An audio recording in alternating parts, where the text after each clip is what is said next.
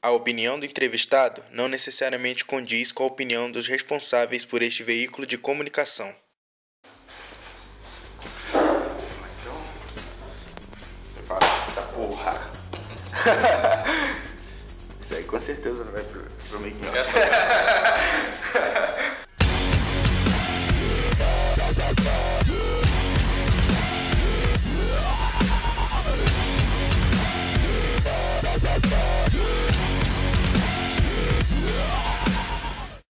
Fala galera, estamos aqui com mais um Papo Reto JBB e hoje no gabinete do vereador Rafael Couto.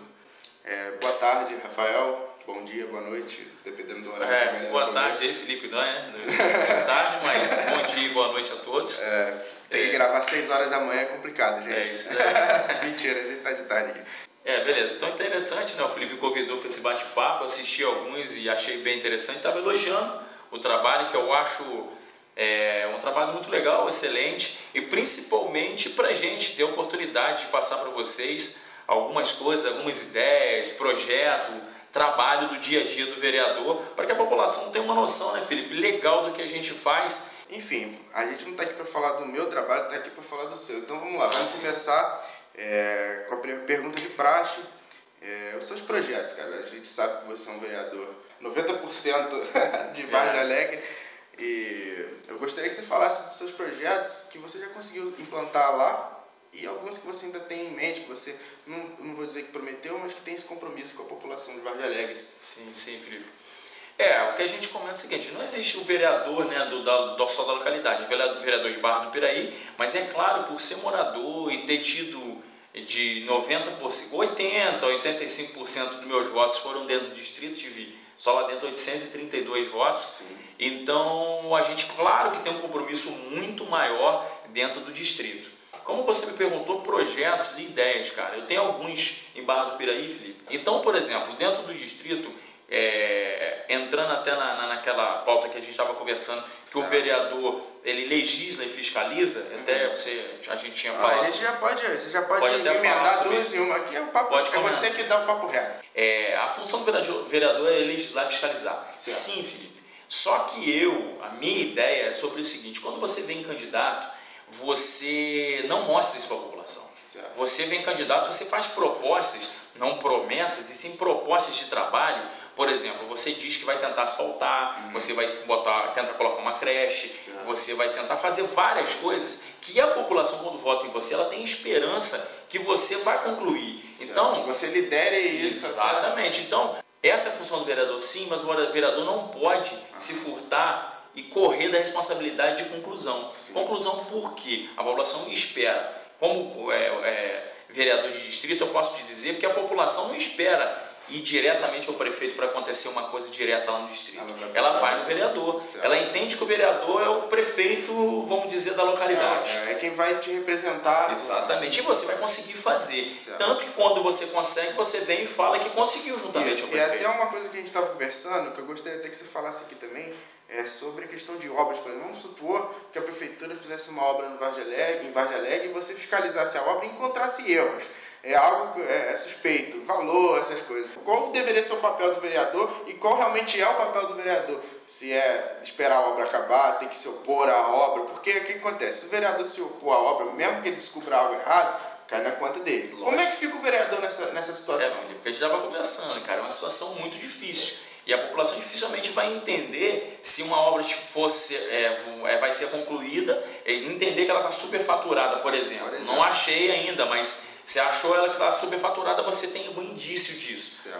Eu estava conversando com você o seguinte, eu como vereador prefiro que deixe a obra continuar acontecendo, até porque, vamos dar um exemplo, um asfalto, uma conclusão de uma quadra, uma creche, que ele vai ter de qualquer forma benfeitoria para a localidade, mas de comum acordo, você já tem que estar preparando isso para denunciar no Ministério Público. Mas esperaria a obra acabar. Você deixa ela concluir e denuncia a empresa, ou até que seja a prefeitura nesse esquema, para que você não deixe pagar ou que a empresa restua o dinheiro. Mas esse é o padrão correto que todos os vereadores fazem, ou é algo que você, por exemplo, é pessoal seu? Você acha que esse é o correto? Não aconteceu, mas eu preferiria deixar acontecer a obra, para a gente não perder essa obra, que é, por exemplo, um pedido, como eu te falei, você está construindo uma creche lá, um desejo da maioria dos bairros, distritos. E a gente vê a dificuldade enorme para isso. Eu prefiro que a obra vá acontecendo e você, de comum acordo, já faça uma vertente e deixa a obra para você, é o que eu estava te falando. Imagina você, começa a concluir a obra, o vereador foi lá e embargou e não acontece, a população vai falar o quê do vereador? Agora, é claro que sendo um crime, até como o policial militar falando para você também, a gente não pode se furtar porque é a obrigação do vereador. Você tem que denunciar, você tem que fazer. Entendeu? Então vamos lá, continuando aqui, cara. Voltando a falar dos seus projetos, a gente mudou o foco aqui, vai. Vamos falar dos projetos. Vamos falar primeiro, Felipe, um ou dois projetos mais voltados ao município. Por exemplo, eu sou autor do projeto que foi feito agora no governo, no início, na volta do governo Maestro, que um dos primeiros projetos que eu fiz em 2013, que é a isenção de juros e mora do IPTU. Foi o primeiro projeto um dos primeiros que eu fiz, e esse concluiu. Esse já está implantado? Esse foi implantado, né? Um período que foi... Explica melhor esse projeto. Esse projeto, na verdade, são as pessoas que devem IPTU, tanto residencial como comercial, e tinham essa dívida, já estavam na dívida ativa, várias coisas, e foi tirado os juros e mora. Muitas das vezes, Felipe, os juros e mora, ele é maior do que o valor do IPTU. Então a pessoa estava devendo 5, 6 anos e ela já estava devendo 3 vezes o valor que ela devia. E ela não ia conseguir pagar aquilo nunca. A prefeitura tirou os juros e mora à vista e foi parcelando até 10 vezes, tirando isso, 90%, 80%. O médico de família, na época que o prefeito era o Babo, foi uma conversa minha com a Gisele Gobi na época, e eu fiz, não foi um projeto, foi uma indicação, e eu conversei com os vereadores. Eu posso dizer para você que foi o pai disso. Eu consegui com ela trazer esses 6 médicos de família que hoje atendem nos PSFs, nos distritos, no Coimbra, na Areal também. Esse, só para esclarecer, é o mesmo projeto que dos mais médicos, é isso? É a mesma coisa, o médico cubano que a gente fala. Porque, assim, não querendo colocar polêmica, porque eu entrevistei mais uns 3 vereadores, não sei se você viu, que eles também se disseram pai desse projeto. E aí, todo mundo é pai? Não tem, porque, como falou para você, é uma indicação, não é projeto. Entendi. Foi uma conversa minha com a Gisele na época que deu início a isso. Eu vim conversei com o Thiago, com o Siga, que todos são direcionados. E a gente fez. Não, eu escutei, eu vi a entrevista. Mas assim, foi eu que conversei com ela. O primeiro a conversar foi dentro do PSF de Vargem Alegre. Entendi. Outra situação que eu peço muito, Felipe, e eu acho que o Maércio vai fazer, é a terceirização da frota das ambulâncias. Não é carro nenhum de passeio.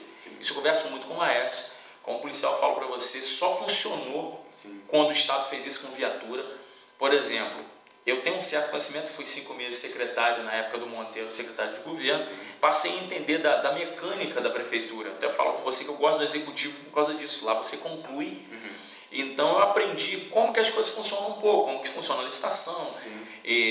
Isso é bom para o vereador. Então o que acontece, cara? Acho que, na minha concepção, tem que implantar, porque hoje você tem 50 viaturas, funcionam 5. Você hoje, principalmente bairro, todo mundo sabe disso. Você vai no bairro, pede ambulância, ela não chega. Não chega porque não tem, está quebrada, não tem condições. Rafael, por que não arruma? O Felipe, por que não arruma? Não arruma porque a licitação, tem que ser feita uma licitação para o mecânico, tem que ser feita uma licitação para a peça, tem que ser feito várias coisas que trava e a ambulância não dá para esperar. E o que eu estava te falando, eu prefiro fazer projetos, como eu estava te falando, que direcionar, entendeu, Felipe? Eu não tenho nada contra fazer um monte, só que eu acho que tem que ser com aquele que a população vai sentir direto. Esse, por exemplo, da ambulância, a pessoa vai sentir direto. O IPTU, as pessoas que estavam com dificuldades vão sentir. São projetos que eles têm impacto em curto prazo. Exatamente. Que a pessoa consegue. Tem alguns projetos, ideias para longo prazo. Mas o seu foco atualmente é esse. É, você fazer alguma coisa. Falando de projetos de conclusão, né, que é interessante eu falar lá. Cara, eu peguei um distrito que muita dificuldade política, porque não tinha representante, como a gente fala, da localidade. Então eu peguei um distrito, vou te dar um exemplo. Pouquíssimas ruas asfaltadas, mas as pessoas dizem, não faz falta na minha rua, Rafael. Beleza, vamos tentar conseguir com o prefeito, vamos tentar conseguir uma verba estadual ou federal, mas sem saneamento básico, sem água. Você vai fazer o asfalto igual se fazia antigamente para a obra eleitoreira que se falava, né? E depois você ia lá fazer o buraco para botar o esgoto.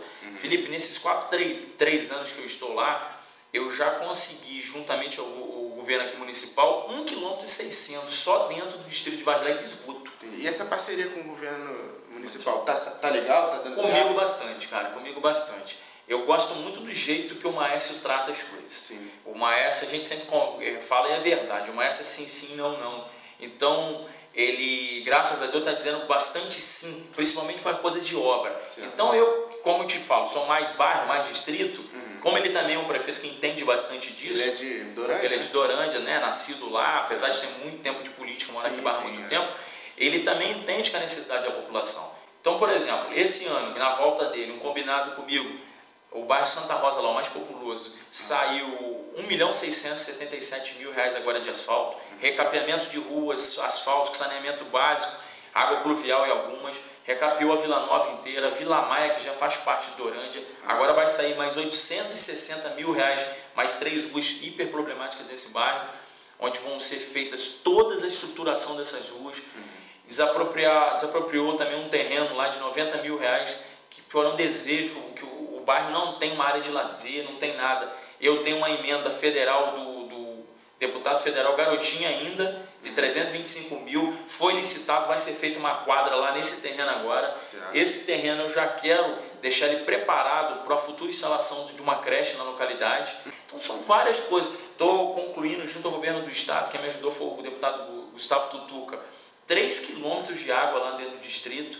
Então, para um distrito, cara, que com todo respeito, vamos dizer, aos últimos 8 anos não teve 1 milhão de investimento, a gente está falando aqui brincando de 4, 5 milhões dentro do distrito. Então tem várias coisas, cara. Beleza. Mas está indo legal. Legal, esse papo sobre Vargem Alegre foi bacana. Então, só para encerrar essa primeira parte, eu gostaria que você falasse da sua experiência como secretário de governo no governo da Pastor Monteiro.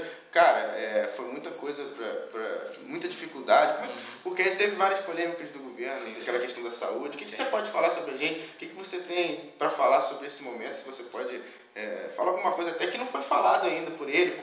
Faltou experiência para você, para o Pastor Monteiro, até para responder certas questões que ficou, até hoje está às claras. Eu sei que não é responsabilidade direta sua, mas você era secretário de governo. Sim, sim. O que acontece, cara? Eu, na minha opinião, os 5 meses do Monteiro, fora esse problema da saúde, foram muito bons. Tanto as pessoas, no geral, a demanda, até na saúde, até dar esse problema, estava assim, indo muito bem. Você pode analisar que se concluiu obra, se fez, o gabinete era bem aberto. A minha parte como secretário... Vocês queriam mostrar serviço nesse... Exatamente, e mostrou, cara. O que realmente teve nessa questão da saúde que foi... O que teve na saúde, bem claramente, foi o seguinte. Teve tem um secretário e tem um tesoureiro. O tesoureiro, na época, ele tem as chaves das contas. Certo. Você sabe como é que é mais ou menos isso? Ele tem a chave da conta. Junto com o secretário. E ele fez alguns depósitos. Por exemplo, sem fazer processo. Sim. Depósitos irregulares. Exatamente. Só que algumas coisas eu não entendo direito, não dá pra te falar com certeza, não é a minha área. Eu preferi, Felipe, também não ficar entrando. Você não é não, mas sem problema, eu posso te falar. Eu, na época, tomei ciência disso, junto com o procurador, que era o meu xará, o Rafael, e a gente botou isso pra frente, como o Monteiro também botou. Certo. Ele colocou pra frente, tanto está sendo investigado. Mas ele fez depósitos irregulares, pelo que a gente entendeu. Sim. Você vai concluir que é irregular, irregular que eu digo o seguinte, não fez feito processo. Que seja, por exemplo, um fornecedor, ele alegou isso, por exemplo, um fornecedor... Ele pode ter feito esses depósitos até para trabalhos, para coisas, mas foi feito de forma errada. Ele alegou isso, que foi para fornecedor, por exemplo, mas ele não fez processo. Entendi. Então isso dá um rombo. Porque como é que você faz um processo e some o dinheiro? Aí, entre aspas, sumiu o dinheiro.